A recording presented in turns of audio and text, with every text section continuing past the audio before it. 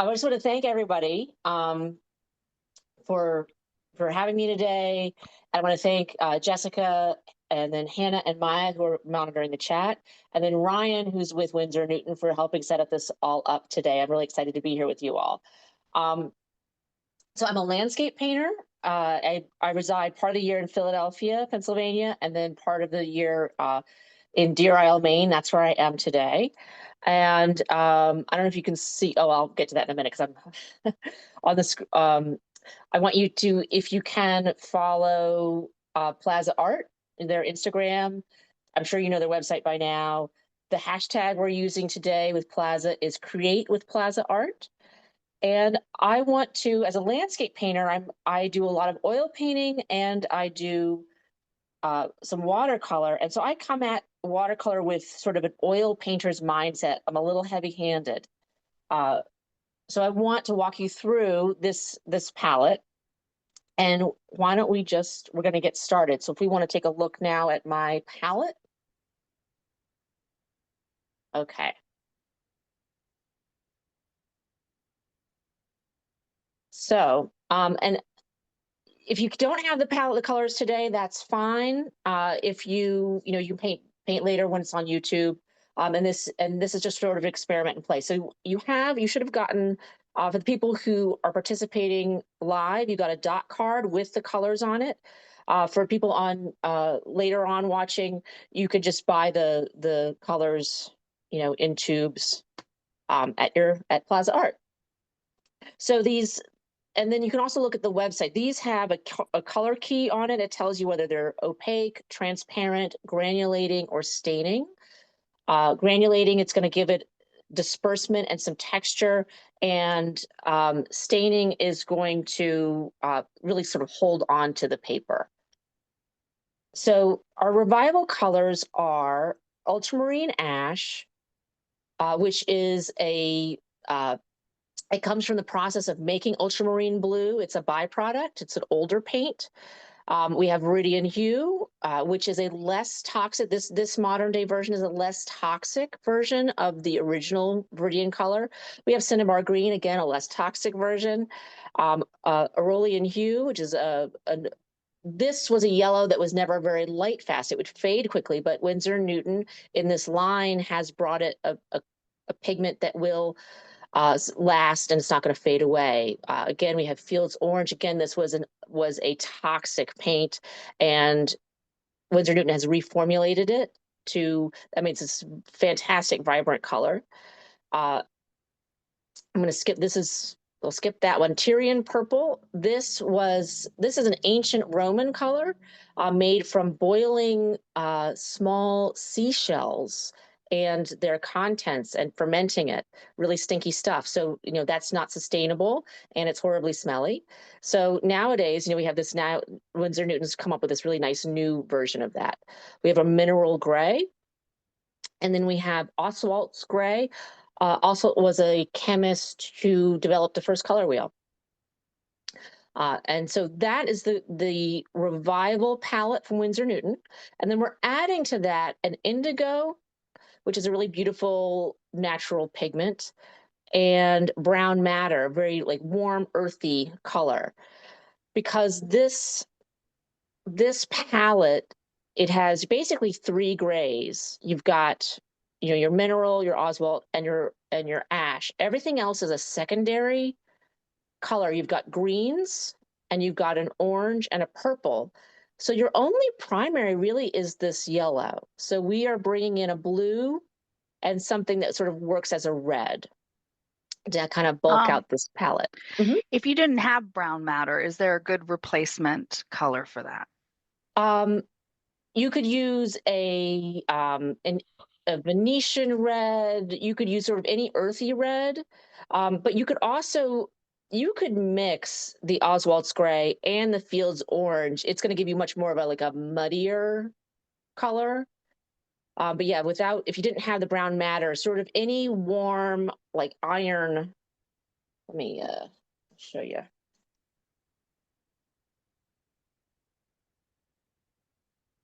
It's going to give you that really nice sort of iron oxide kind of red. Great, thank you. Yeah. All right, so this is kind of an odd, the revival colors are really sort of meant to be, you would enhance your current palette, whatever else you're painting with them. But I decided to try and put them all in one demo so you could see how they work. And sort of so you can sort of experiment with them. And it's a little bit of an odd grouping, but it makes for some fun colors. So we are using a reference, and if you got it before, I had a color and a black and white. Just sometimes the black and white helps you distinguish the values a little more easily.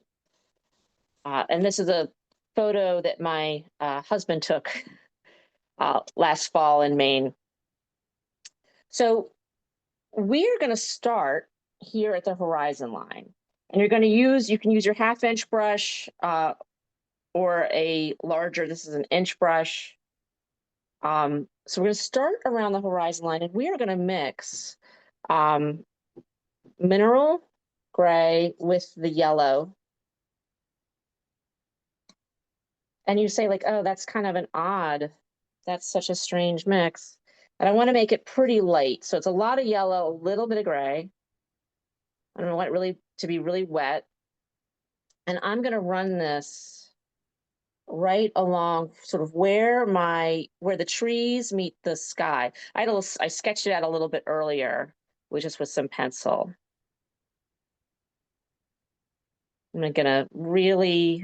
working on cold pressed paper, and I'm working wet into dry. And I just want to let it sort of sit in there. And then the next color up, I'm going to go. So I'm breaking down my landscape here into like 5 zones. And everything. We've got a sky, upper sky here. We've got this yellow, sort of lower, right by the horizon. We've got trees in the distance. We've got trees in this little house in the sort of the mid-ground. We have another area closer where we've got the bright light on the house, and then we've got a lot of dark right here in the foreground. So it's really sort of 5 different bands of color. And I'm going to bring in some of that sky color up top. I'm going to use my ultramarine ash. This is where my spray bottle comes in handy. They dry, some of them can dry out. This is like a little dollar store spray bottle. There we go.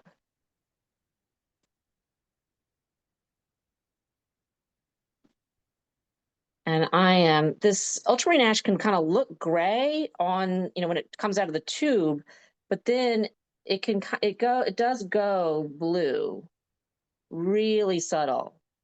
And I'm making a very, very subtle.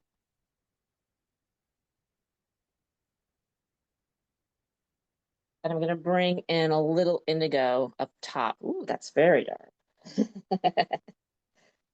Really intense color. Mix a little more ash with that. Too much.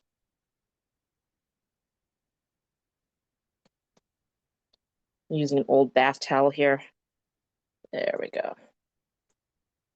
There's some iridescence in the ultramarine ash. It's made from grinding up lapis lazuli, or it was historically made from grinding up lapis lazuli, and there'd be these sort of little opalescent crystals within the blue stone, and that's what the ash is. It's from that dust from those sort of opalescent crystals. And I'm not sure how they've made it now with a synthetic paint. I don't know how they're getting that, but it's just lovely. So again, working just wet into wet, just bringing some of that blue. And I want to let it bleed a little bit around, just really let it spread.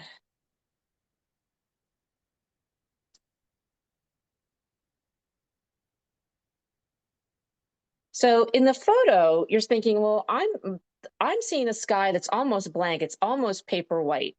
And so what we are doing is we're doing something called atmospheric perspective. And this comes from well, one, at first it comes from Leonardo da Vinci. He noticed when looking at the landscape that the very far distance had a lot of blue and yellow in it. And so I'm mixing Viridian with a little mineral gray, and I'm going to go in for a really soft wash of where the trees are, and I'm going to let it spread. I want the tree line to kind of blend almost into the sky. It's really soft. So Leonardo had noticed that the landscape, when you looked at the far distance, that it really gets kind of blue and yellow, very, very light. Little paper towel here. I want to control this a little bit more. I'm just dabbing here.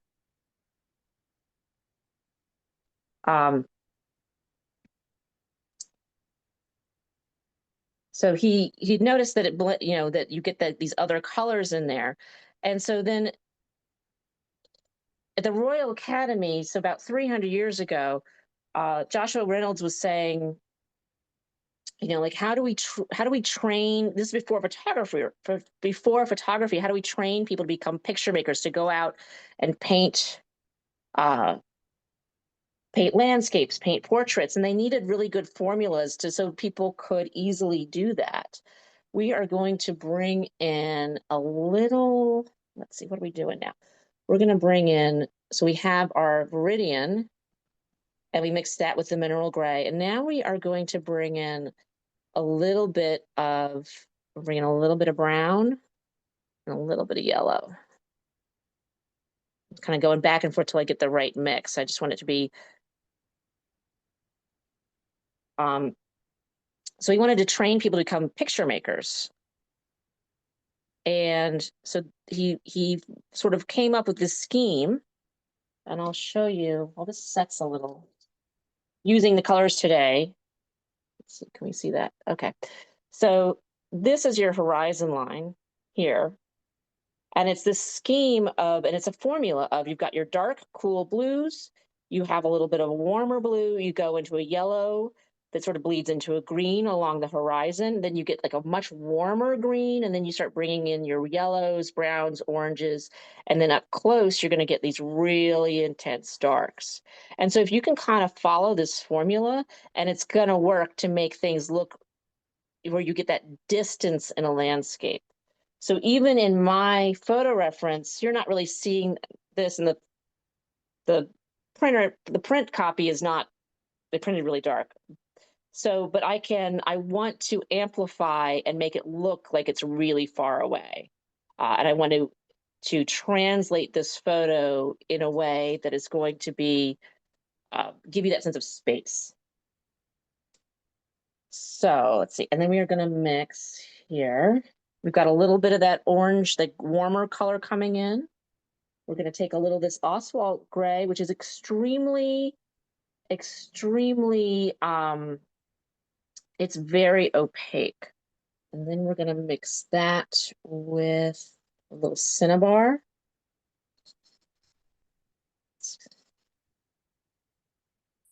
Get a little more of that.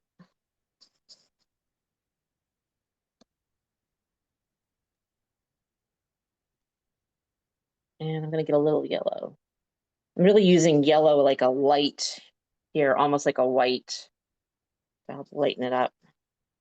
I'm going to bring that in to this space behind. I've got this little house.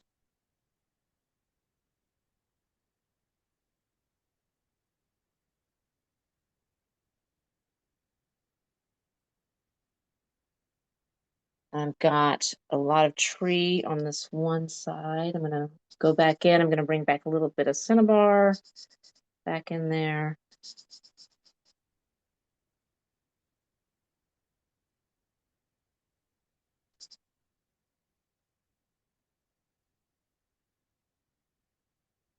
So I'm sort of just working my way down the painting. Let's see. I want to go in. I'm going to put the roadway in. I'm going to bring in. So again, I want to make the distant road really light. This is my ultramarine ash here. Light and cool.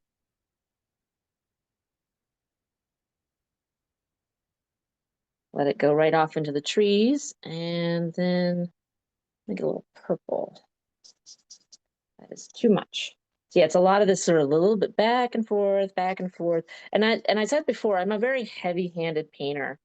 I I I am not afraid to just dive right in and see what happens. And sometimes you get good results and sometimes you don't. But it's also then it becomes a matter of, well, how do you make it work when it doesn't? So now I'm putting in, there's a big passage of shadow here that I want to sort of hint at. And this is very transparent, so I'm doing a little bit of glazing. There's a passage of real light here, and I'm going to bring in my yellow and a little bit of that Fields orange. I'm going to go real light because I want it to be very transparent. So I'm just getting in some of those lights now. And then we've got a big area of real bright light there. Again, the Fields orange, that yellow. Now in your kit, you got some designer squash, some white designer squash. And we are going to use that at the end as an option. You don't have to use it, and if you're following the American Watercolor Society, they frown upon mixing your gouache with your watercolor. You can mix gouache with watercolor, totally fine. They work well together, and the gouache will make it opaque. So if you make a mistake, it's really easy to cover over. And I enjoy mixing them together because it can give you some other results and change the way the paint handles a little bit, and I like that. Again, I'm fairly experimental. So I'm going in here. So then this is my foreground. I'm bringing some oranges up close because we know that as we get closer, things are going to get brighter. They're going to get oranger. And I'm kind of hopscotching around because I need parts of this painting to dry. So I've got some yellow here in the eaves of this building. I'm going to bring in that sort of gray, the gray yellow I made earlier for the sky.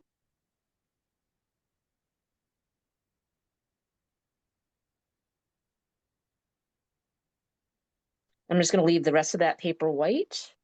And then the side of the building, we're going to do a little mineral gray. Hey, can you pull the paper up just a little bit so we can see Yeah. towards the bottom? Sorry. Let's see. Can you? Yes, that's perfect. Yeah. Sorry about that. Sorry, I get into my zone here. And if you have questions, please ask, and then some Maya or Hannah or Jessica will let me know what you're asking about, and I'll try and answer to the best of my ability.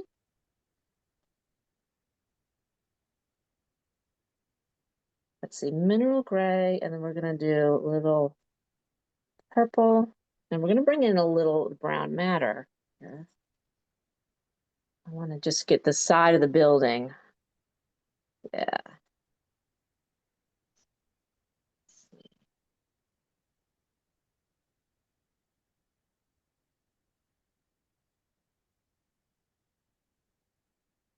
I'm gonna just paint right over those windows because I can go in later and make them darker. I've got some windows here on the front.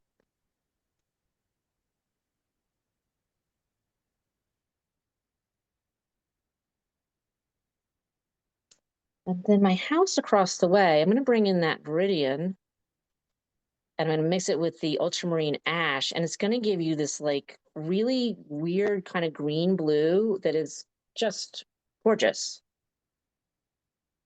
And that ultramarine ash is super transparent. And I've been finding that I have just been cruising through it. I have just been, um, I use a lot of it.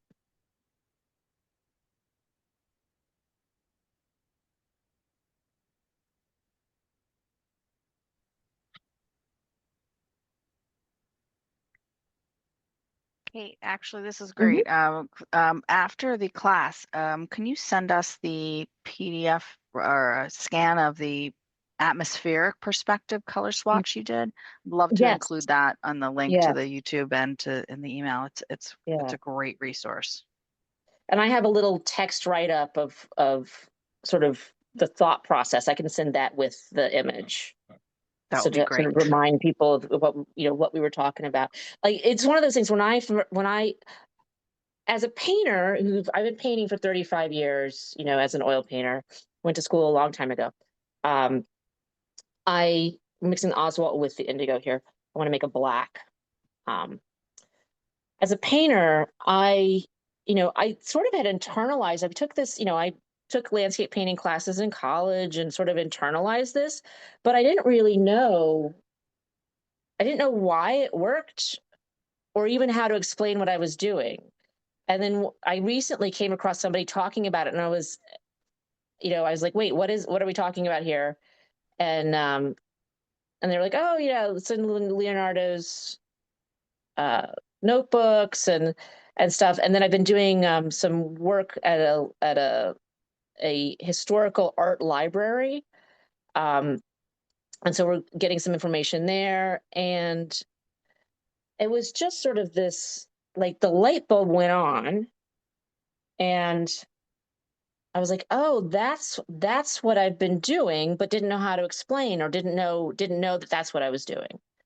Um, so I have really latched onto this as a teaching tool because it just simplifies everything. And it's one of those things, instead of having to learn it, just figuring it out on your own over years, you just have it in your back pocket of, especially if the light changes, if you're out painting and the light changes, or the weather changes suddenly, or the people you're with are not patient and they want to leave, and suddenly you have to pack up your art supplies.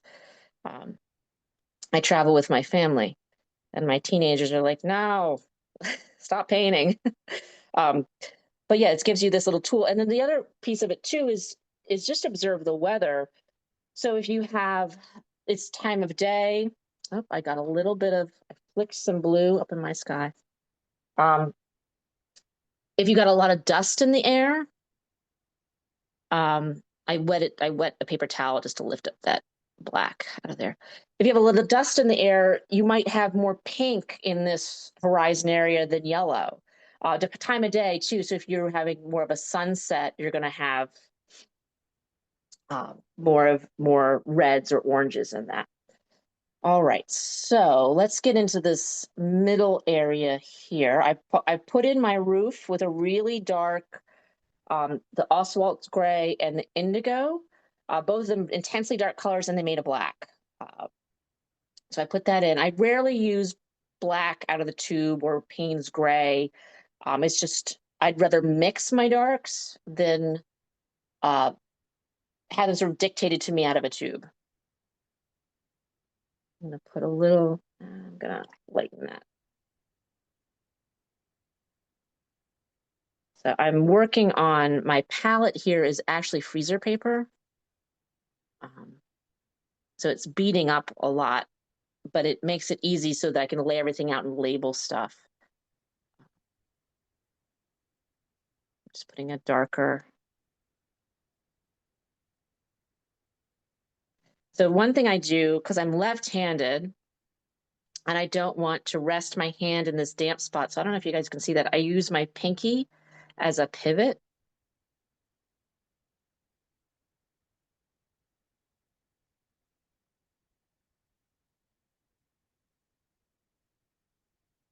So I've got that little roof's edge in there.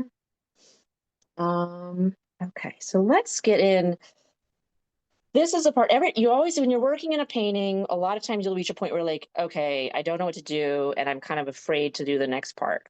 And I'm at that stage of this painting. Because what I'm going to put in next is I'm going to start putting in the oranges and the yellows that are in the middle of this sort of fall foliage part here. And these colors are intense. They're more staining. They're going to be hard to lift out if I make a mistake. So I need to be bold here. Even, experienced artists. I was out painting the other day in this beautiful spot, and I got to a point where I said, what am I doing? This painting is terrible. Oh no. So yeah, you just have to, and I gave myself a little pep talk. I was like, just do it. Just get in there and do the hard thing. All right. So I've got I'm going to go light to start with. See, my water's really green and dirty. Switch Kate, water. I just missed what is that just straight Fields Orange that you're mixing? Oh yeah, I'm trying to mix straight Fields orange, but my brush was dirty. And Ah, okay. did I? There we can still see. I hit my camera arm with the brush. Okay. So I'm gonna wipe away some of this. Give myself some clean. So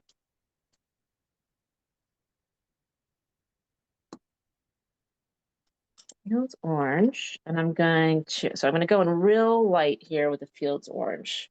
I've got this tree. That's almost pink. Wow, that's nice. I got this tree here by the side of the building. Gonna let it sort of bleed into the greens behind. I'm leaving a little white space in between the roof line because I'm just worried that that black color is not quite dry enough yet. And I don't want to have it bleed into my. Okay. And then I'm going to bring some of that same orange. I'm going to mix the orange with some of the yellow. And part of the reason I like the paint out of a tube as opposed to the cakes is because I like to use a lot of paint. And I really like to mix this sort of thick. I think that's the oil painter in me. I really like to mix the sort of thicker paint. I'm going to let this blend into the tree behind.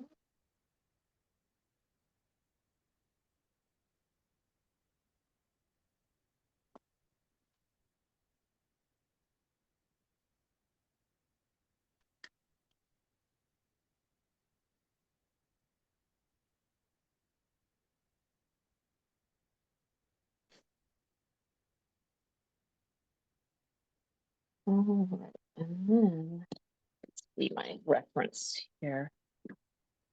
Let's lay it on top.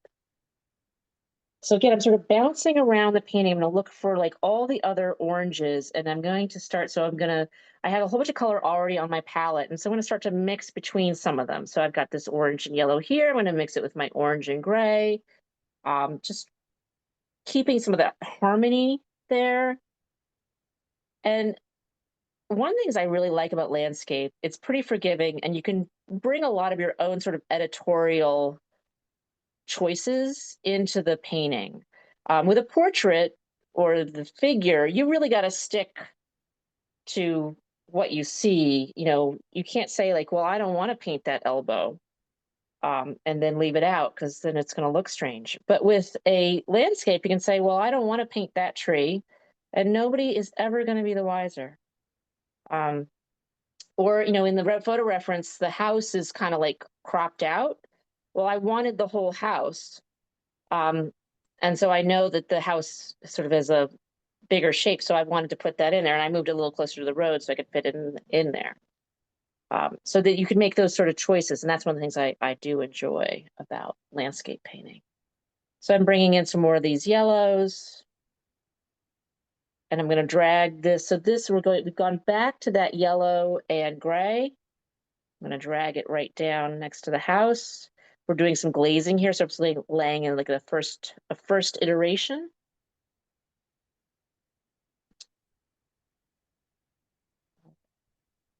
Now, letting these colors kind of dry, I'm going to come back into, I'm going to use a cinnabar green.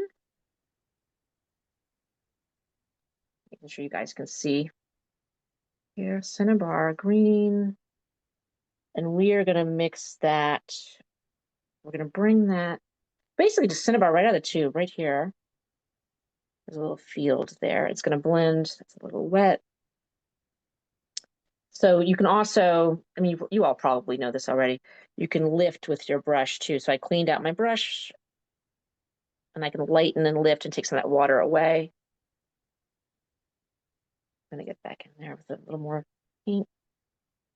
Now this sort of area of shrubbery really close up the hill is very dark. So I'm just going to lay that cinnabar right in there as I'm painting lower or painting up here because I'm going to cover it over and I want to build a couple. I'm going to build up some of that color, build some of these layers up. Kate, what is the definition of glazing in watercolors? So glazing, it's you're laying down a really thin, transparent area, and then you're going over it and you're building up layer upon layer of color. So you see it here a little bit. I had that sort of greenish color underneath, and then I brought in, let's see, lift it up closer. You can see here, because it started to dry, that greenish color, and then I brought that orange over top of it. So it changed the color in between. So you had a glaze of the green and you had a glaze of the orange because they're both very transparent. They're layering together and mixing on the surface. And if you get really good at watercolor, you can really plan that out. So you know, as you learn your paints and you learn how they work together, you will know how, when you glaze, how they'll mix. And you'll learn how this color laid with that color, layered with that color will mix. All right, I want to get in, I'm going to go back to my road here.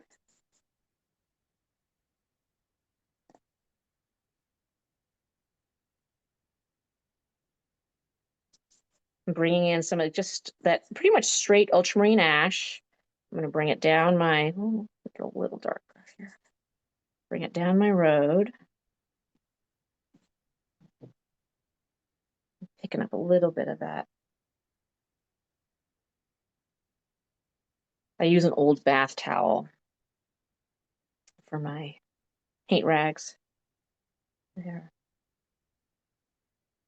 I hate just throwing all those paper towels into the trash. All right, so yeah, that's more the color I want. I'm gonna go right up to that yellow I laid in earlier. And again, you can see that little bit of glazing is that little bit of overlap there. Now, I know on this roadway, I've got, and again, it's kind of hard to see in my photo. There's a light passage in here and another one in here. So it's very dark, a little bit lighter, another shadow cast by the tree there, another shadow cast by the tree there. So I want to bring in, I'm going to go with that indigo. And I'm also going to bring a little purple in. Whenever you're painting asphalt, there's always a little bit of purple to it. That's one of the things I've just sort of picked up over time. Okay,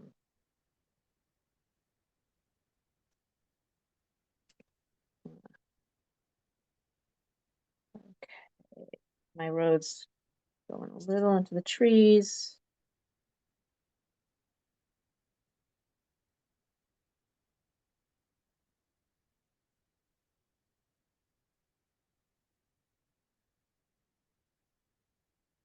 Oops.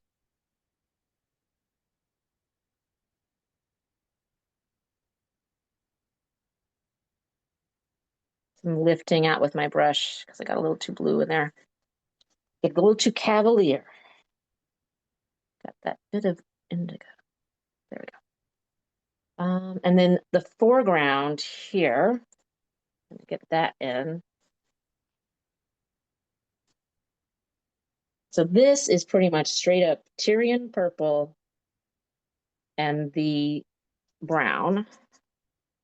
I'm gonna add a little bit of gray. And this can be dark, like really, really dark. And I've got the center dividing line here. I had such a fun time painting this. I loved getting this. There's a little bit of opening. This is probably reason I like square brushes. You can do those little straight lines.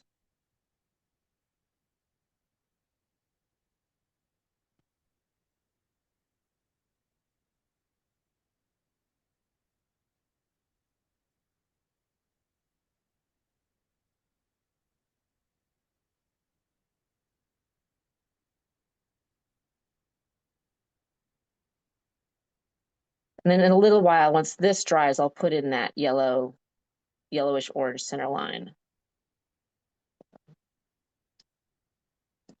And I'm going to let this purple kind of bleed up here into the orange because I've got some real darks here. Now I'm going to go back to the Oswald's gray.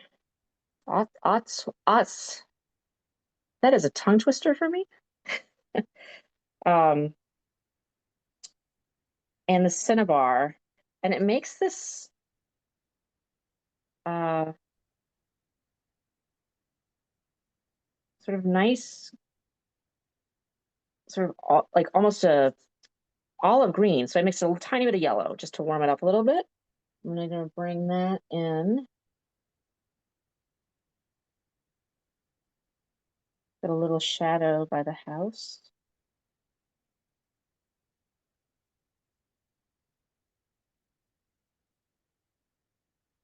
And I really like the way it sort of layers with some of these other colors. Bring it in over here.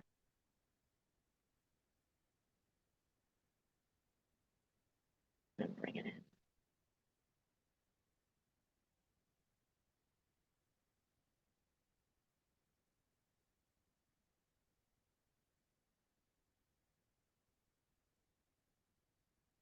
So yeah, I'm just hopscotching around, trying to figure out where the best place for some of these colors are. All right, so I've got a lot of mid-tone and it needs to dry for just a couple minutes. It needs to kind of set. And while it's setting, I am going to show you a quick little palette building trick. Let me set that aside so it can dry. Now, I saw somebody, I saw a question pop up about the purple bleeding into the green. Yes, I'm fine with that because it's going to be super dark there. There's a greenish color right by the road, and then it kind of gets really dark into this bush. So I'm going to let it bleed, and that'll give some of that sense of like the leaves in the bush. So if you're traveling, you want to make a quick travel palette. Now you can buy a palette. You can buy a palette and set it up however you want. You can buy the cakes and put them in a palette. But I like these little pill cases. You can get these sometimes you can get them for free at the drugstore will be passing them out for free. Sometimes you have to pay, a couple bucks. I have a Velcro on the bottom. And then this is my sketchbook. So a piece of cardboard slides into my sketchbook, and then the palette can sit on the Velcro. So I just made that. So I can make different ones based on where I'm going and what I want to paint. So let's say I'm taking a trip to the Caribbean and I'm going to want certain colors that you would see in the Caribbean. Maybe I want like a rose madder, which is like this really beautiful pink, or maybe I want like a cerulean blue. And you can just make up your palette. Or if you're painting, out in the fall and you want a whole bunch of reds and oranges. So if I am doing a travel palette, I might want to make a palette. I can't put all of these colors in this palette because I'm limited to 7 days of the week. I mean, you could get a 2-week one. So you're going to squeeze a tube in and you say like, well, why not just buy it a cake then because it's going to dry? Well, secrets here.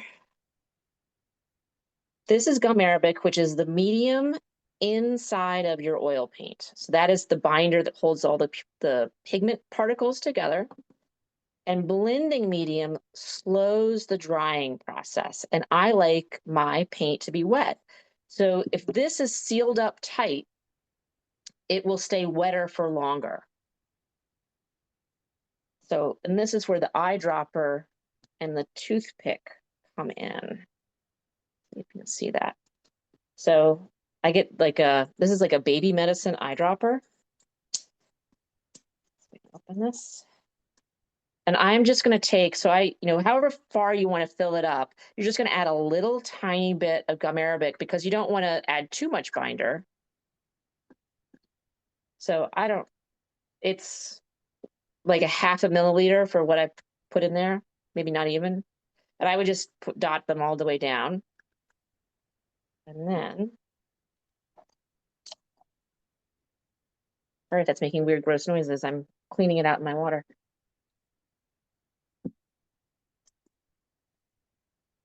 And then I'm going to add a little tiny bit so that the same portion of blending medium. You could use oxgall, but I like the blending medium better. So I'm going to be a little bit more generous with that. So again, maybe a 0.5 milliliter, maybe 1 milliliter. And then you're just going to take your toothpick. You're just going to stir it around. And so I would do this with all of my colors. And then this will stay wetter for longer. And it really doesn't change the quality of the paint. So that would be out of the little. So the paint feels right, the consistency feels right.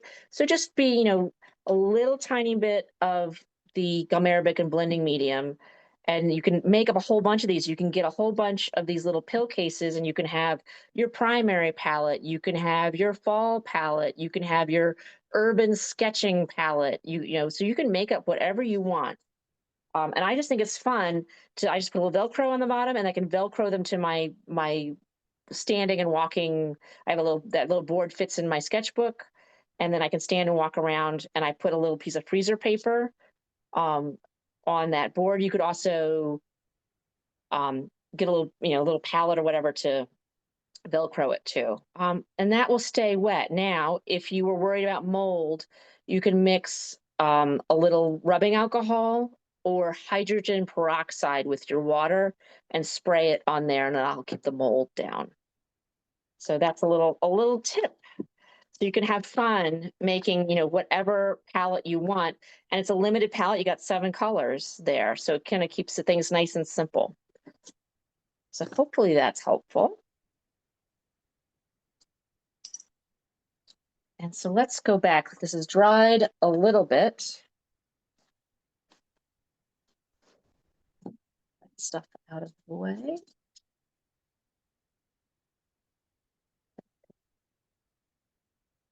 I'm just dropping stuff on the floor there. There we go. Hopefully you can see that. I don't want to get it in the paint. All right. So now we're at the point, we've got a lot of lights in there. We need to bring in some more mid-tones. So I am going to start with the easy part, the sky.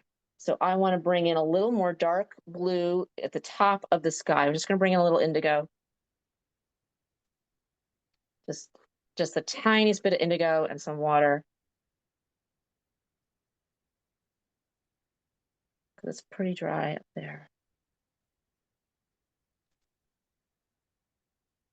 And again, I can kind of, think about like a cloud shape if I want to, bringing in sort of.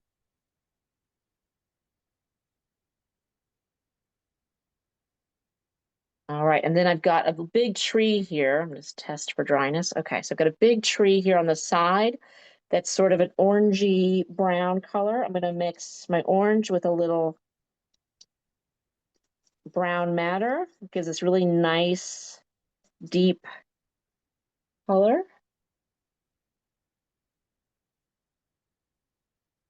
And I'm just being really loose.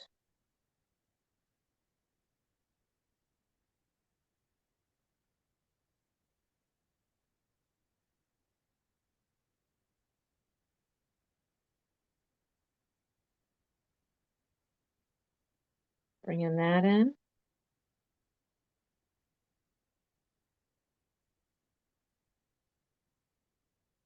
See if I can.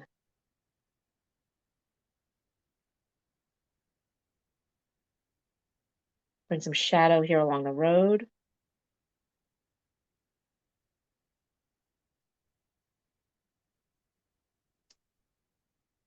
All right, I am going to use a little Viridian. Oh, I've got that brown matter still on my brush. Actually, that will work well. I just want to get some of that dark that's behind the building.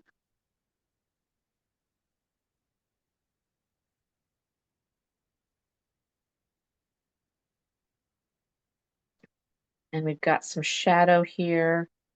All right, let's bring in, let's switch to my round brush here because I want to be kind of fluid here in the tree. So it's time to bring in some yellow. I've got a little bit of orange mixed in. My palette becomes kind of a mess, but I don't mind that. It's harmonizing. The colors kind of blend, and so it's going to give you some good color mixing, some harmony. I don't mind if it bleeds a little bit. I am not super precise. I don't feel like things have to be. Oh, and that's actually a really good color for my roadway, for my my lines on my road. So really going in with a light hand here.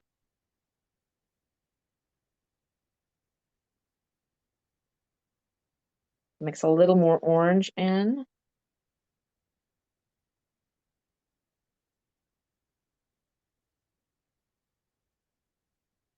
It's bleeding a little bit, but I think it'll be okay.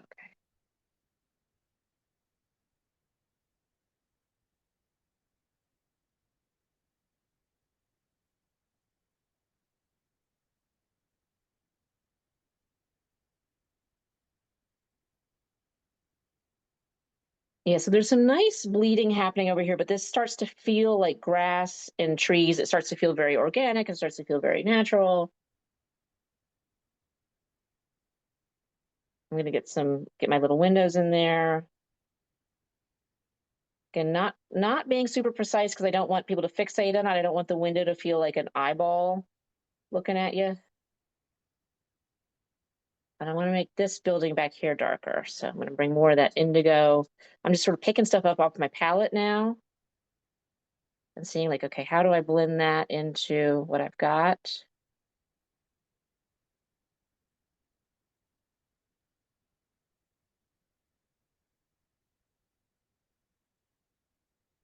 Are a lot of people following along and doing their own painting? Or you guys, are you guys having success with it? Are you feeling comfortable with it?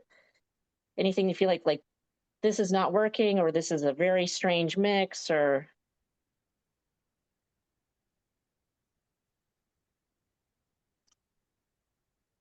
I see a lot of heads down working. yeah, I feel like I'm throwing a lot of information at you guys, and we're just diving in. So I'm bringing in back to that yellow and a little bit of orange. I want to build up some of this color here. And I'm using the brush kind of on the side. I'm just sort of smearing it. And again, we're doing that glazing. Now we got some thicker paint laying there on top of that green. And now I can go right up next to my building with my roof line. That black has really dried, so I don't have to worry about it. So I'm just gonna kind of hopscotch all over with some of this orange and make, you know, not worry about precise lines because I want things to kind of blend, and I want the layer to be kind of uneven because it is leaves. I'm going to bring some of that purple in. I'm just picking up some colors I'm seeing on the palette. And then let's see, I keep looking at my reference here. Need to bring in some more.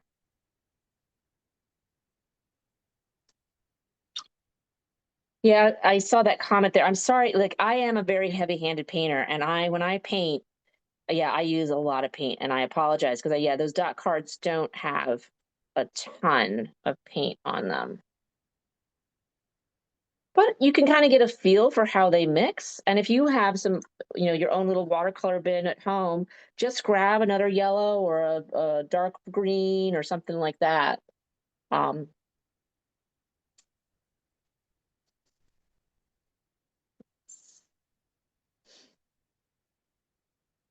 okay, that's all right. So time to get in sort of this area. I've got a lot of my oranges in. I want to get in this area. So there's these trees here that have a lot of shadow and they're pretty dark, but I'm going to need to make them lighter than what they look like in the photo for this to work. And this is, again, that's where this understanding of the perspective happens because I want to create distance. The photograph the photograph only provides so much variety of color and it kind of compresses the space. And I want to make it look again like it would if you were standing there in real life painting. So I am going to mix my Viridian. I'll have to clean up my palette here a little bit so I don't get the wrong color.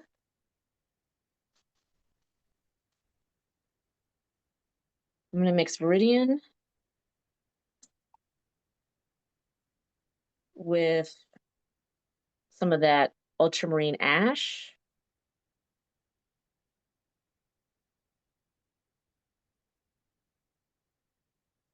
And we're going to bring in a little bit of that yellow. Bring a little more ultramarine ash. I'm just going back and forth till I can get it. It's like a blue, but it's slightly warmer than the Viridian, like the Viridian color. So now we're going to go back here. I'm going to go a little more Viridian. I think it needs to be a little darker. Yeah.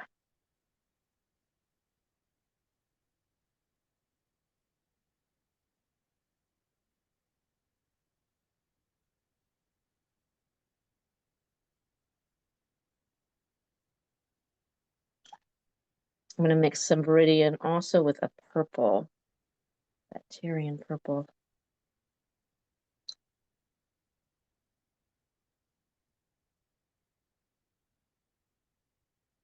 And it gets this really nice deep. I mean, look at that. Look, I love that color. So purple and the Viridian. I'm just going back and forth till I get what I like. Yeah.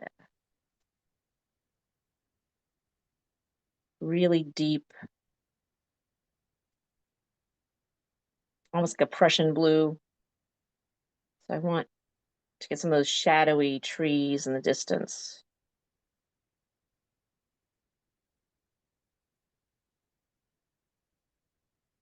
All right, trying to keep an eye on the time here. I can kind of get engrossed here. All right. And then over here, again, we have these shadow.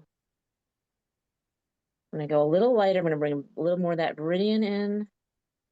Let's try a little ultramarine ash in there too. Ooh, that's nice.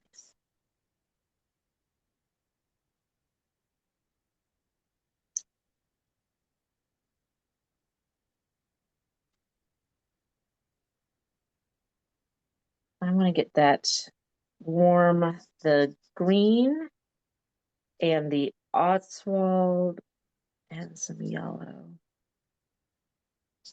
Kind of just messing around here. Let's add a little warm, see what happens. More yellow.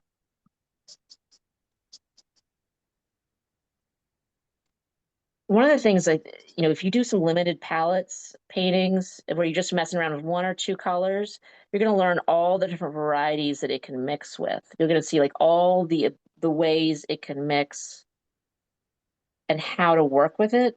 So I do encourage that. I love playing with Viridian and brown umber. Those, I think, paired together are fabulous. So I wanted to bring in some of the shadow here along the side of the road. I needed to sort of define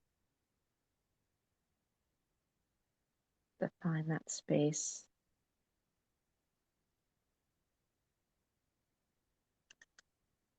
I'm gonna bring some of that purple color back in.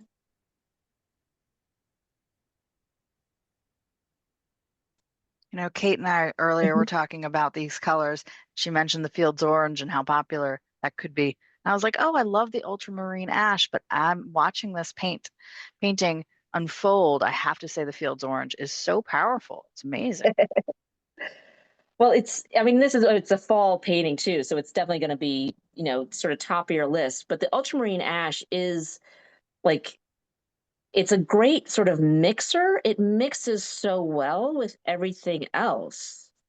And really, it also it's the body of it, it's wet and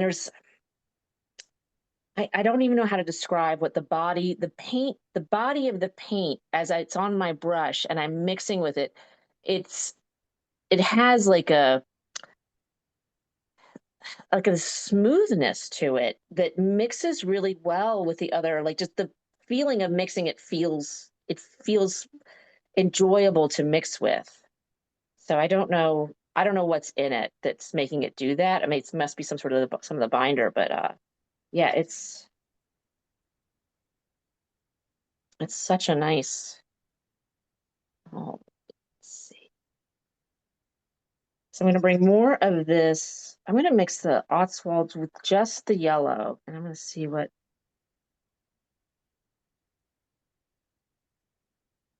it's going to tone that back. This gray was really popular during the tonalist movement, which was sort of what, like 1840s, I think, 1830s, like Hudson School. It was a popular color because it kind of toned everything back. Um, but it's very opaque and allows for these. I want to get a sense of like the tree and these uh, treetops in there.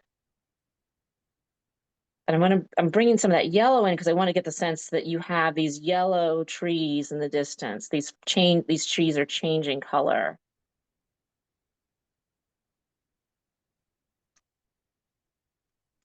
But yeah, the orange is really so delicious. Don't drink it, don't eat it. It's like your pumpkin spice paint.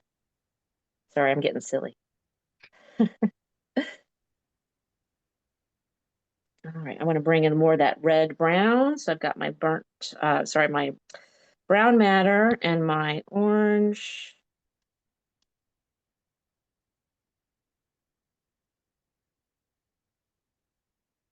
So right now I'm just trying to start thinking about making things darker where they need to be darker.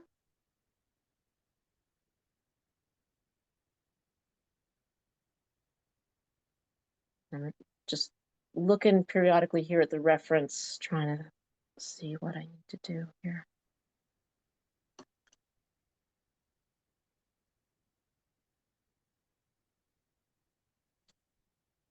See, we need some green in there. I'm going back over here to this cinnabar. Still got the brown on my brush, but I'm picking up a little of that cinnabar. I'm going to work that in.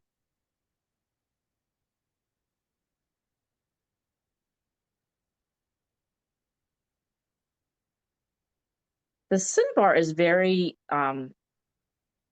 is pretty opaque, so you could layer this. I'm mixing it with the yellow. I'll put a little orange in there too.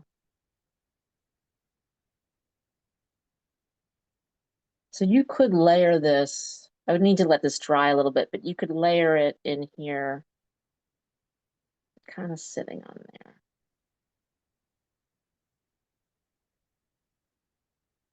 So bringing in some details. And then let's get this. Yeah, I'm gonna do this with a nice big fat brush. All right. So this is like purple. I'm gonna use some of this green that's here. I'm gonna let this be nice and really dark.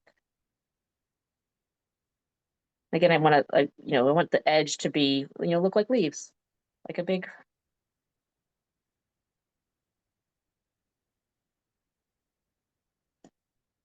And I'm gonna bring in more green and bring in some orange. Just gonna take that back to this nice sort of olive.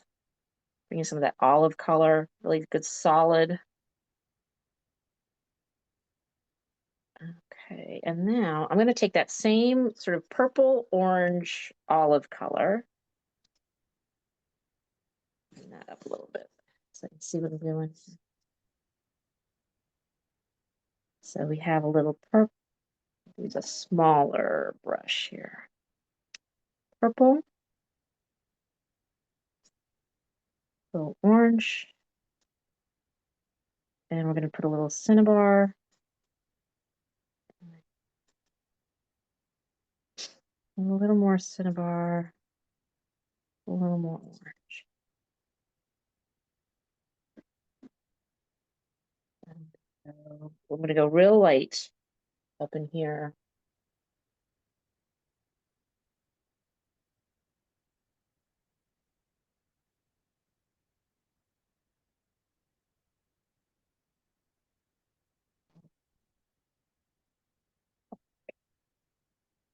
And what I'm going to do now is I want to blend some of this area here. So I need to bring in some purpley greens. So I'm going to go back to my Meridian and my ultramarine ash.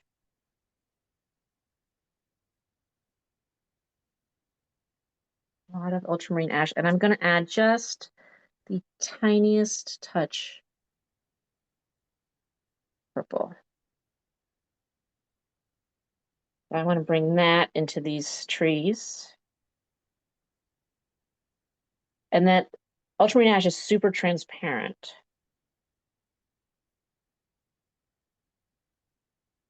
And this is where that glazing, you've got that glazing coming through, really soft.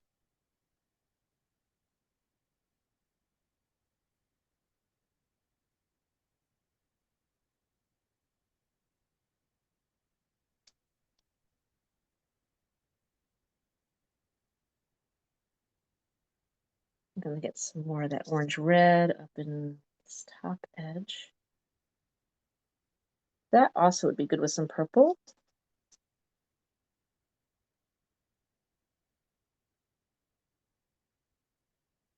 Okay, so I think I'm at this point like 95% done. If I was just painting on my own, I would at this point, I always sort of sit back and I would lean this up against the wall somewhere. Not I had to be wary of drips, and I would maybe put it upside down and look at it for a few minutes, and I would ask myself, what does it need? Um, I always try to go with sort of less is more. We try to be as minimal as possible. So I would say, like, what do I need to make it successful? Like, what are 5 brush strokes or 5 colors or 5 marks I could add that would make it better? And then sort of limit it to that. And so I'm looking at it here, and I'm feeling like maybe if I add a tiny touch of purple, tiny touch of orange here, and maybe a little purple in here. And I think I need to do something here with this tree line. So, how do I want it? Just a few marks to kind of bring it together. Now this orange by itself, it was like almost pink. So I can get it, my water's kind of dirty at this point. Let's see if I can get it almost pink. Real light. Yeah. And be careful, I'm trying to be careful of this bush here because I don't want to bring that dark color in. I'm going to bring a little more of that yellow. I need more. Oh, you know what? Instead of putting more yellow out, I'll just use my little palette. There. Bring a little more yellow.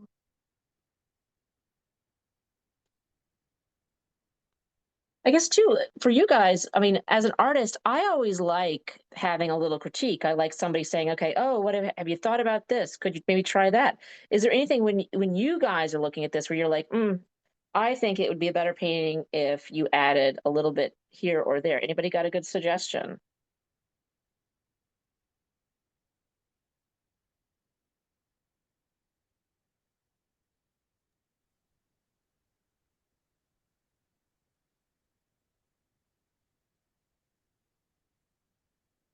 I was out painting the other day and I'd reached a point with the painting. I was like, I just need another artist around me to tell me what to do. And I was painting by myself.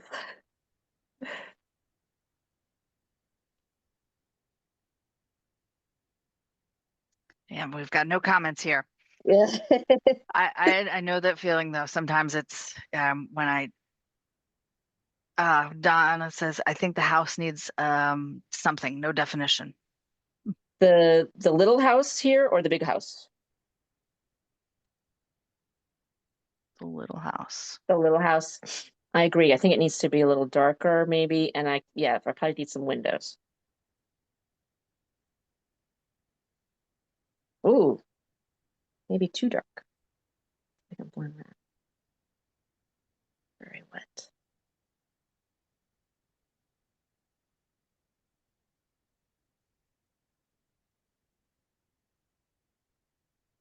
All right, I'm gonna let that dry and then I can plunk a couple windows in there. I'm gonna bring some purple because this whole side is in shadow. Use my round brush.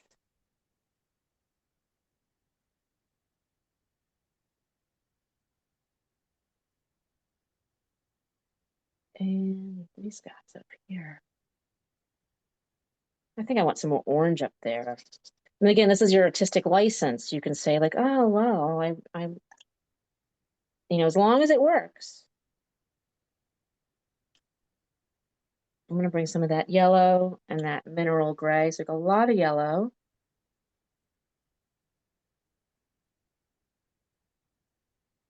This mineral gray is just, I really like it.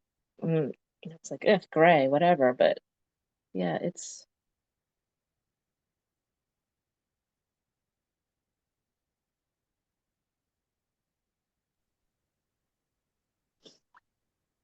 Oh, the labels on the thing here. So I'm using it's indigo, ultramarine ash, viridian hue, cinnabar green, Aurelian hue, fields orange, brown madder, Tyrian purple, mineral gray, and Oswald's gray. And they're also on I don't know if you guys can still access the Evite or was event, whatever the software Plaza used to create the class listing. It's all on there as well. And I'm guessing you guys, Jessica, you're probably going to Yes, send out there's info. not only with the email, but if you were watching it on our YouTube channel, you will find in the description below, we will have the link to the supply list of everything that's used here. Okay. So I'm going to get this space here. I'm bringing in some more of that yellow, a little bit of that cinnabar.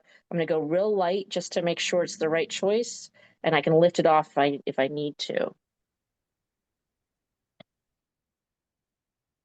So I'm squinting, you guys. I don't know if you guys probably can't see me squinting, but I'm squinting. I can take my glasses off. That makes everything blurry.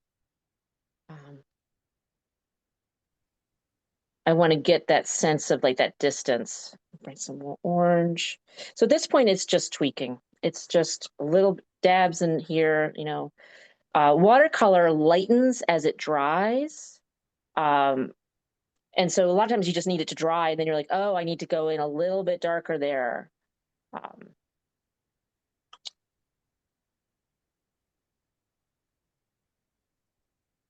yeah, I'm realizing like this, some of these passages here just need to be a little bit darker as it's dried.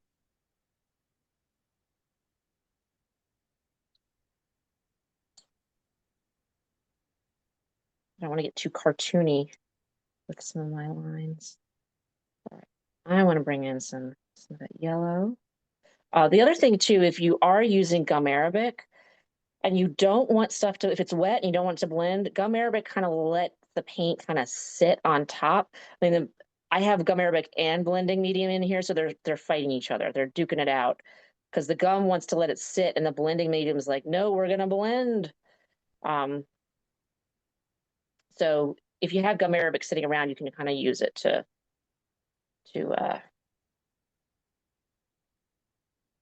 help you work with wet, like wet on wet painting. So I'll show you. I got this orange here and I want to lay some orange on top of there. I'm just going to put a dab, drop it right there.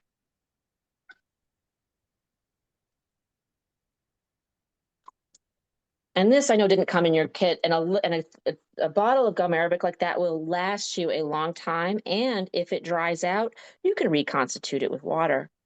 Um,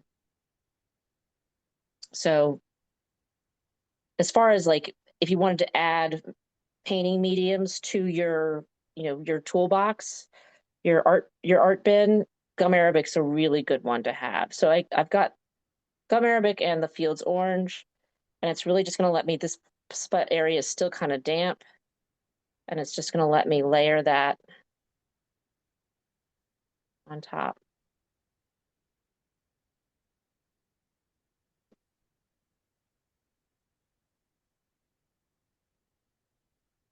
Yeah, at this point, everything really, it needs to dry before I do too much more damage. Let me see if I can get.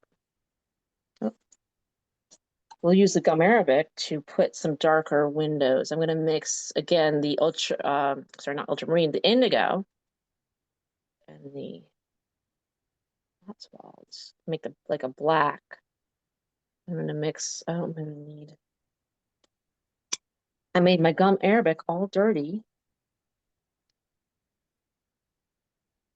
Yeah, I have. I should do. I have. Oh, I save these like little medicine, like cough syrup containers, and I use those for my painting mediums. Where was I working? I was working here. All right. For a little attic window.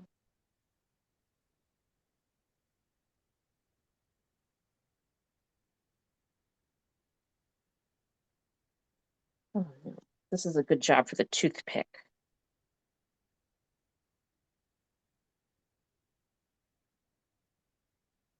So this is one of those like sandwich toothpicks.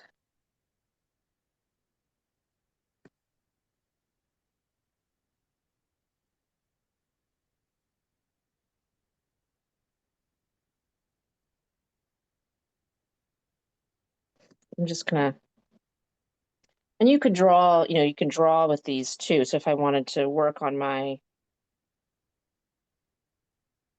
line here, I can add, can you guys see that? Move it into the, so I'm gonna add a little definition here. I can use a toothpick and kind of drag it down. And then I have this, so as we're coming close to the end of our time. And so this is all watercolor now, but now if I want to bring in gouache, I have the white here. And I really love using gouache. It's super opaque. It's thick. It's got a lot of pigment in it. You don't have to use it, but you can if you want. So my image has these telephone poles in them, and I like them there. You don't have to put them in, but I like them. So I am going to mix with my brush some white. I'm going to get a little yellow in it so we get that golden light on the telephone pole. And then with I cut up old credit cards or gift cards, the plastic gift cards or credit cards, into little shapes that I can use. Because I don't have a steady hand. I can't really use like a rigger watercolor brush and get like a straight line. My hand is just not steady enough. And so I can see the telephone pole. I'm going to put it right there. So I don't know if you guys can see that. Barely. It's bleeding a little bit into the orange. I would have let this dry.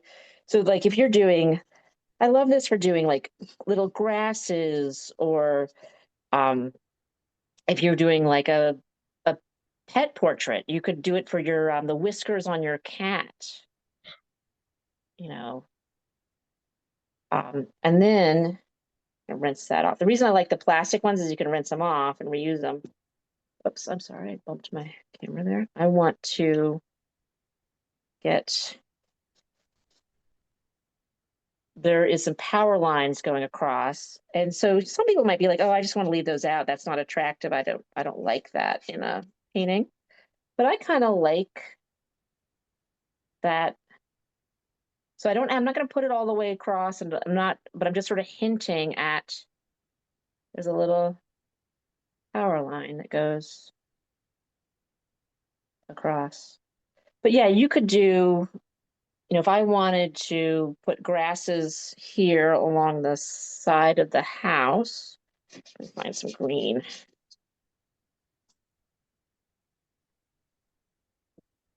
With the little credit card, I could go flip it around.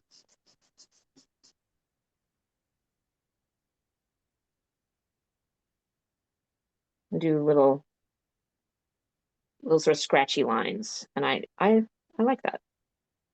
So that's always an option too. It's just sort of a fun tool to keep in the paint box. So This looks great. yeah. So As we get close to the end, yes.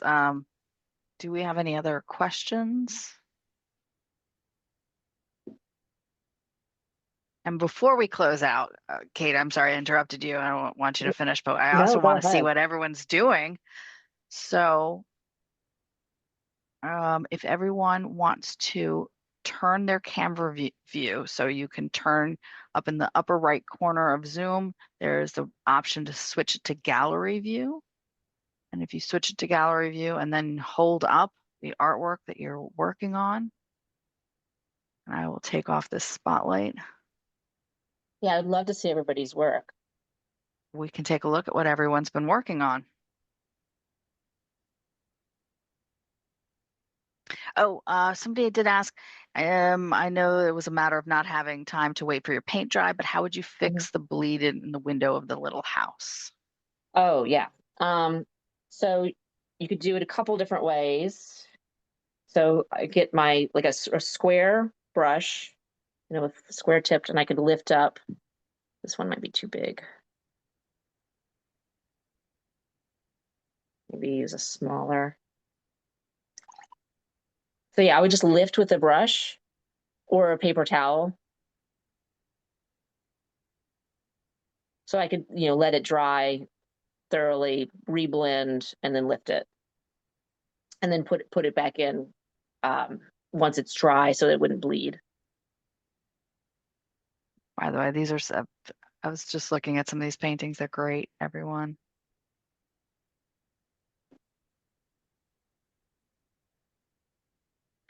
These are fantastic. I hope everyone's enjoyed today. Kate, do you have any other closing Just, You I want to mentioned. encourage you to try, experiment with the paint. This palette of colors, it brings a lot of history.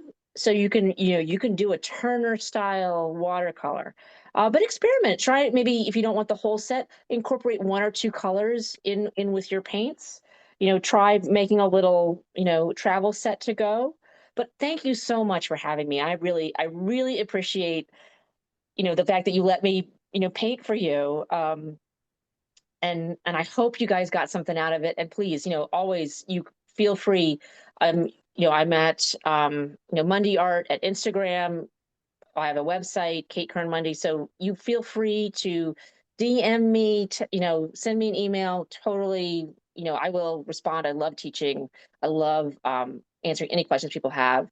And I know Plaza Art can answer a lot of questions. And windsornewton.com, huge resource, tons of information there. So yeah, but please, feel free to reach out.